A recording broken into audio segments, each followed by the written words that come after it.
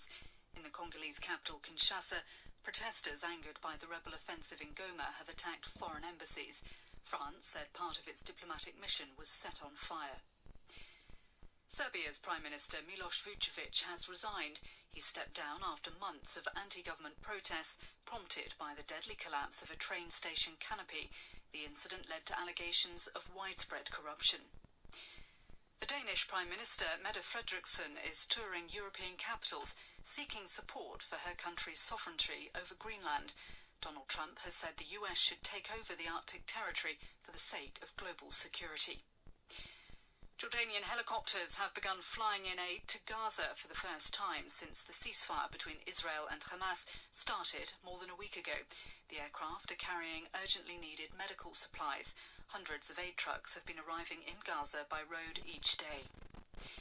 The US plane maker Boeing has reported annual losses of nearly $12 billion. The company has been struggling to deal with the effects of a strike at some of its factories last year and a number of safety scandals. Pre-market trading on Wall Street has seen shares in the American tech giant Nvidia rebound slightly. It suffered record falls on Monday as investors reacted to the release of DeepSeek, a low-cost Chinese chatbot. Snow has hindered the journeys of tens of millions of people in China who are travelling for the Spring Festival. It's the country's most important holiday. Blizzards have hampered travel by road, rail and air. The Premier, Li Qiang, said the bad weather would put China's vast transport system to the test. Snow has also blanketed South Korea. BBC News. Welcome back to NewsHour. The return of Donald Trump to the White House has raised expectations of peace talks between Russia and Ukraine. The U.S. president has said it's so important to get that deal done. Russia's full-scale invasion of Ukraine in February 2022 remains the largest war in Europe since World War II.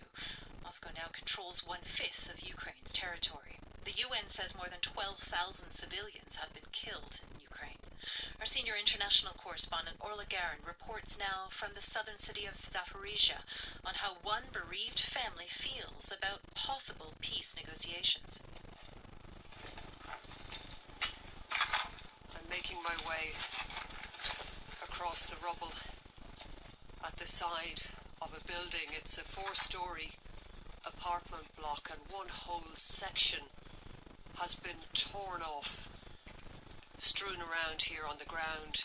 You can still see some belongings from those who lived here.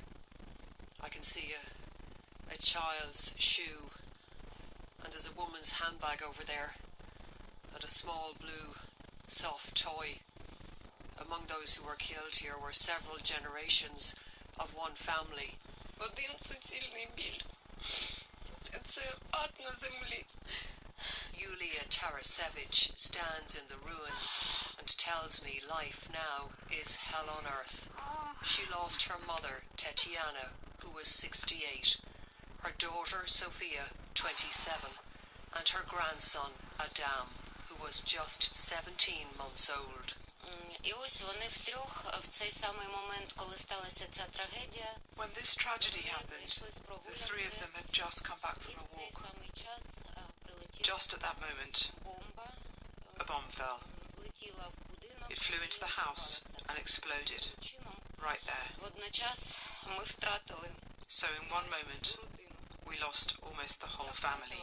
Adam's grandfather, Serhiy, tells me Russia's bomb destroyed many lives and the dead must be avenged. He says Ukraine must fight on, not talk peace. Моє ставлення до перемовин негативне. My view on negotiations is negative. Наших людей, So many of our people have already died. That is no longer possible. на нашій території. If the enemy is on our territory, the only contact we can have with them is combat. З нашої території. In a cold, windswept cemetery at the edge of the city, we saw the results of combat. All around in the distance there are graves of Ukrainians killed in the war. I was in this graveyard about a year and a half ago, and it's gotten much bigger since then. Orla Garin reports from Ukraine's southern Zaporizhia. You're listening to NewsHour.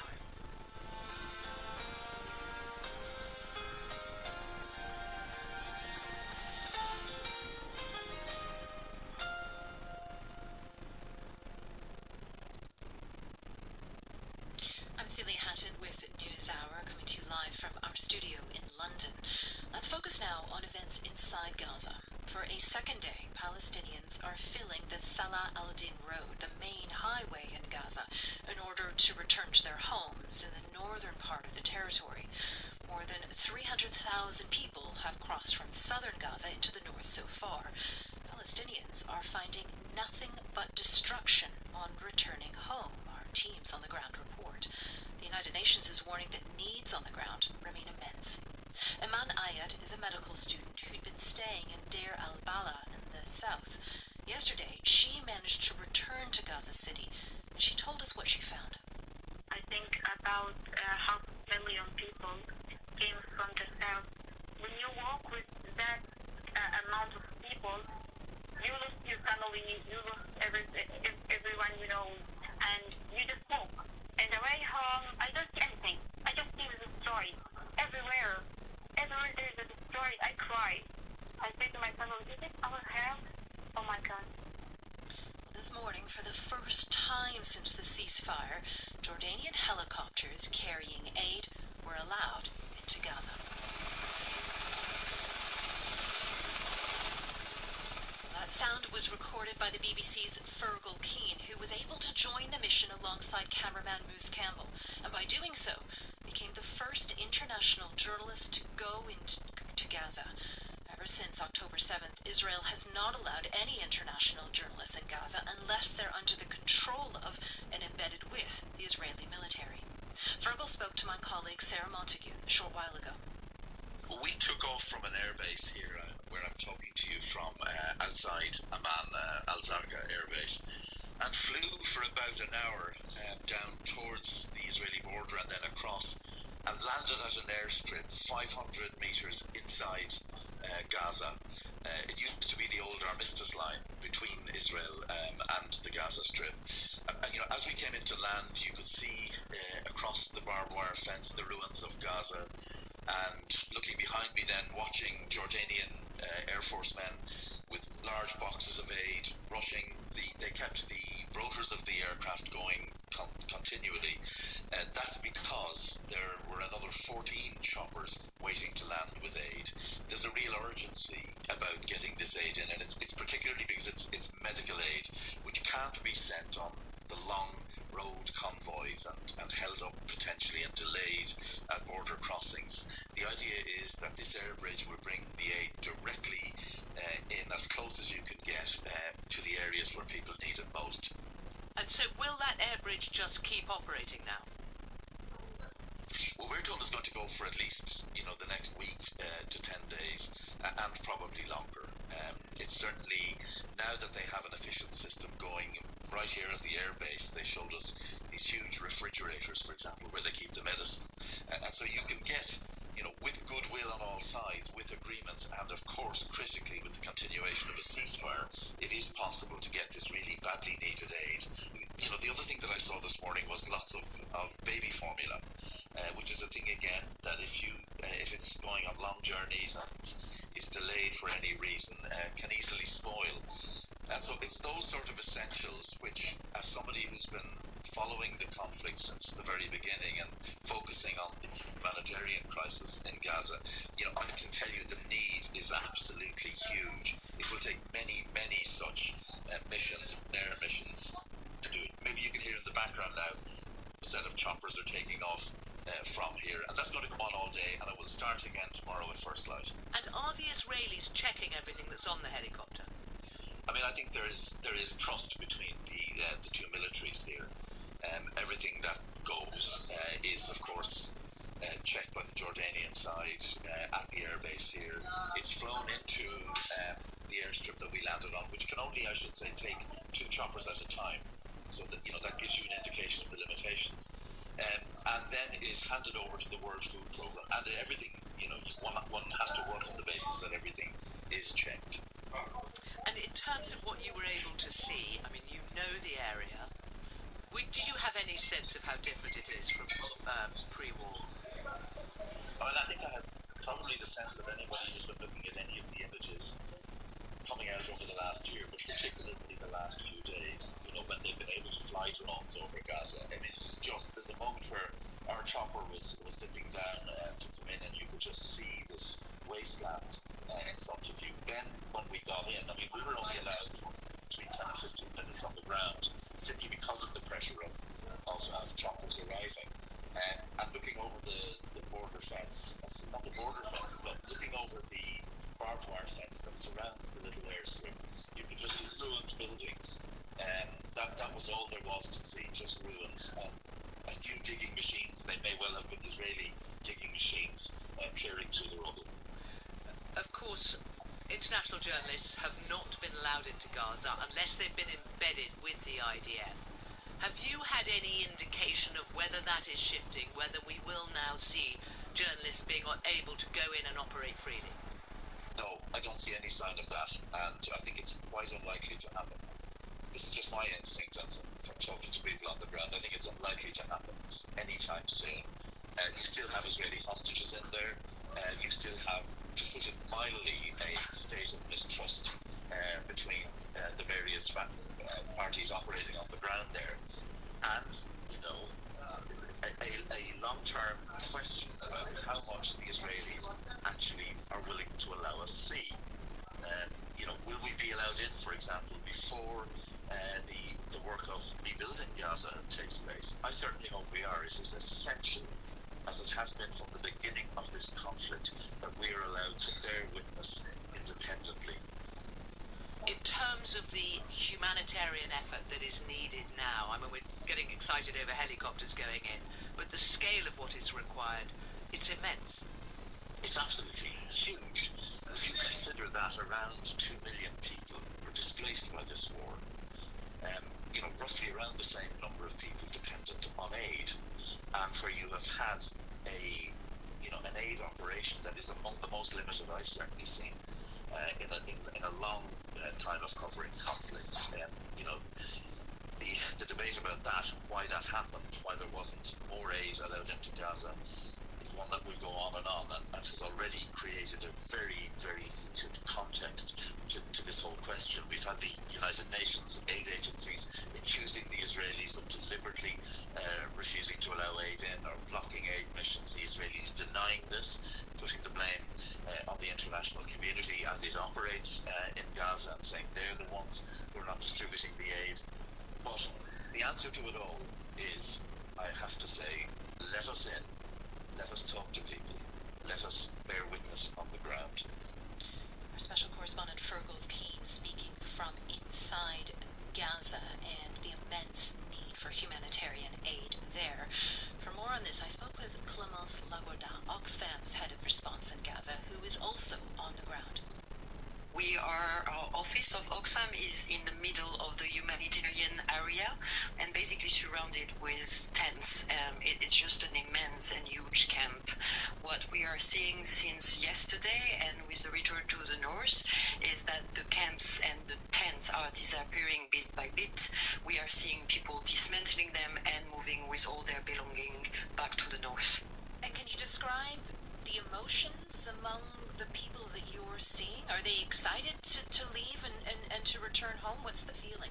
I think it's a mix and a blend of feelings. They are excited, they are relieved, but I think they are also very much aware of what they are returning to, or they are imagining.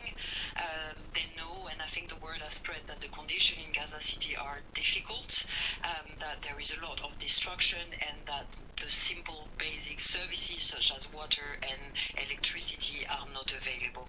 Can you tell me more about the situation on the ground in the places that Palestinians are returning to? the places where they are returning to are the places that have become recently accessible, so where the IDF troops have withdrawn. These are the places that were the most populated before and that have suffered the highest degree of destruction. So they are basically returning to piles of rubbles, potholes in the road, all the electric poles are not there, and yeah, the most basic commodities and the most basic infrastructure are also damaged or destroyed. We're hearing warnings today from the mayor of Rafah that some parts are still extremely dangerous. What are you hearing? There are several dangers around the areas of return. Some of them are the ones that are close to the buffer zone, so we do not encourage population to go back there due to the danger. But there are also explosive remnants of war pretty much everywhere. So we are also trying to even train our staff and pass the messages that going into the rubble, trying to remove that by themselves, present danger because of unexploded ammunition that can remain, and there have been already several casualties in the past few days. We've been talking about the physical dangers so far, but can you reflect for me on the psychological impact of returning to those sites that people left behind? Yeah, I think it's huge. I mean, overall, the past 15 months have been incredibly hard for all the population in Gaza.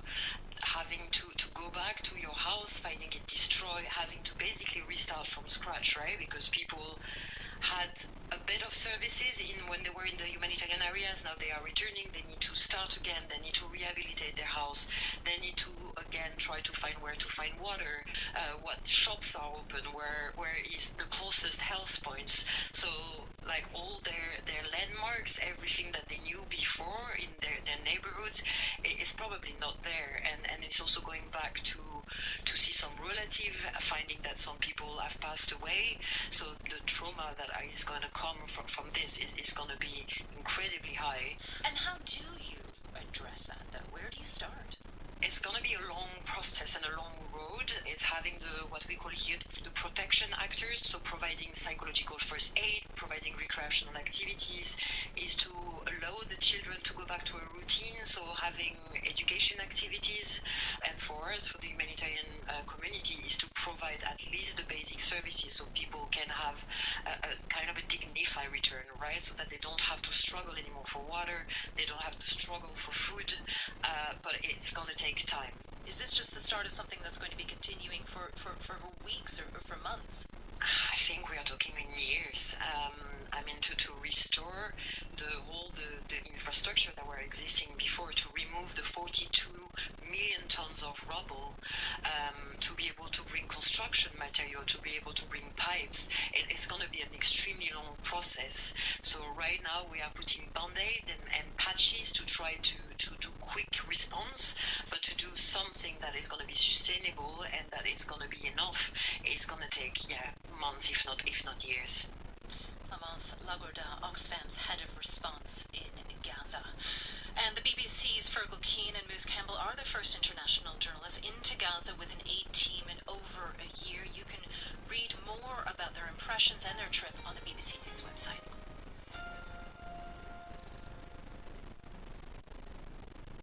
We're glad you've joined us here on the BBC World Service. In 10 minutes, People Fixing the World finds out how two communities in Bolivia work together to protect their water supply. Conservation have to be something that is belong to the local people, and they can see the changes, and this is why they want to do something about it. At bbcworldservice.com, the climate question answers some listener queries. Could you please give us some perspective as to why the climate appears to have changed so dramatically and fast in the last 50 years? And the conversation is with two women who work on child telephone helplines. We try to stay united and offer our services to every child in need. Children who deal with health problems, children who deal with poverty, and children victims of violence. Now let's rejoin Celia Hatton and NewsHour. A reminder of our top story this hour. Stock markets in Asia have fallen after investors, shocked by the success of a low-cost Chinese AI chatbot, continue to flee big tech companies. Speaking on News NewsHour. Jonathan Cheng, the China bureau chief with the Wall Street Journal, said DeepSeek's success suggests U.S. restrictions on technology transfer to China is not working. What DeepSeek really showed is that it may not just be a matter of how much compute you can get, how powerful your chips are, how much horsepower you have. It's about, in some ways, working smarter, not harder, right? I think that's sort of what DeepSeek has shown. Another top story this hour, the United Nations says hospitals in the city of Goma in the Democratic Republic of Congo are struggling to cope with the numbers injured in fighting between Rwandan-backed rebels and the Congolese army.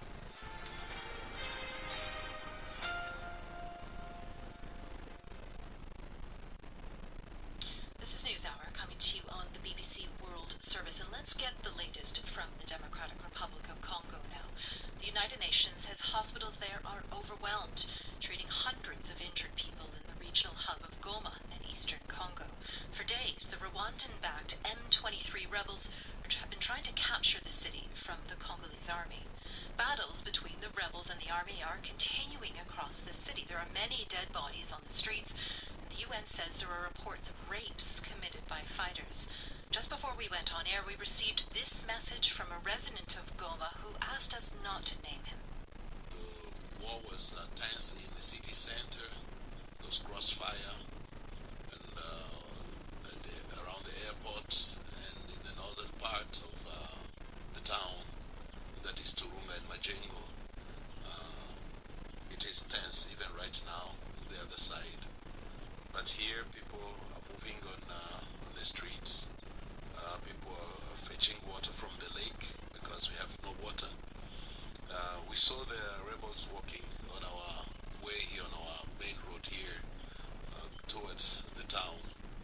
A report from an unnamed resident of Goma. But let's go live now to Emery Makomeno, our correspondent in the Congolese capital, Kinshasa.